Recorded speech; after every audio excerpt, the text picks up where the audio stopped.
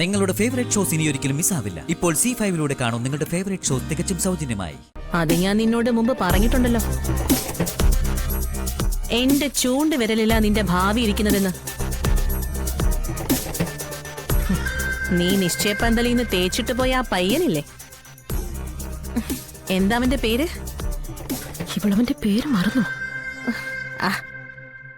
അവനാ എന്റെ Trump card, അഥവാ തുറുപ്പ് ചീട്ട്.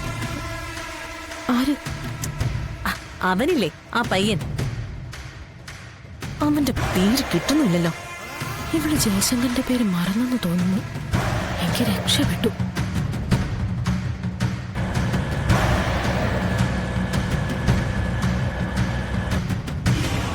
നീ ഇപ്പൊ പറയുന്ന കാര്യങ്ങള് എനിക്ക് പൂർണ്ണ വിശ്വാസമില്ല.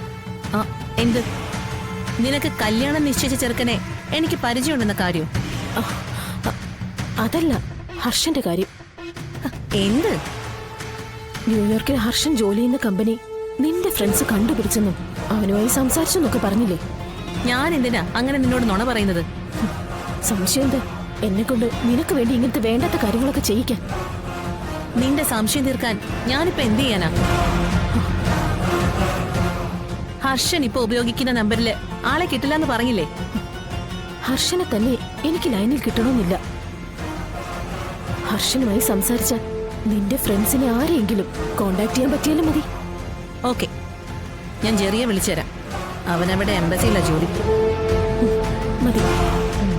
ഇവൾ ഇങ്ങനൊരു ചോദ്യം ഉന്നയിക്കുമെന്നറിഞ്ഞ് ജെറിയോട് അഡ്വാൻസ് ആയി കാര്യങ്ങൾ പറഞ്ഞത് ഇപ്പൊ ഉപകാരമായി. ഇവൾ ജയശങ്കറിന്റെ പേര് മറന്നു. ഫോണിൽ സേവ് ചെയ്തിരിക്കുന്ന അവന്റെ നമ്പർ മാത്രമാണ് ഇവൾക്ക് അവനുമായുള്ള ഏക ബന്ധം. എപ്പോഴെങ്കിലും ഇവൾക്ക് ആ പേര് ഓർമ്മ വന്ന നമ്പർ തപ്പിയെടുക്കും.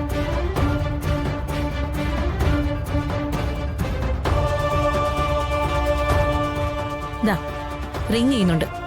ഞാനൊരു അക്ഷരം സംസാരിച്ചിട്ടില്ല. നീ തന്നെ സംസാരിച്ച് നിന്റെ സംശയം എന്താന്ന് വെച്ചാ മാറ്റ്.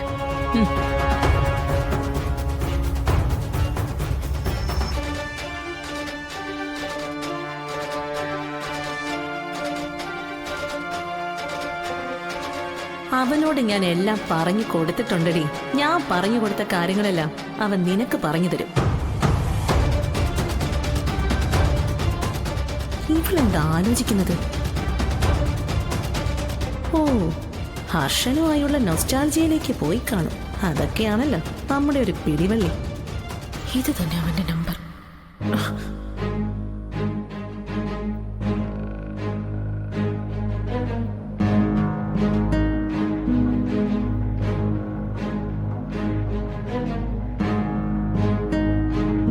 കാർത്തികേ, ഇപ്പൊ നിന്റെ സംശയമൊക്കെ തീർന്നു തോന്നുന്നു.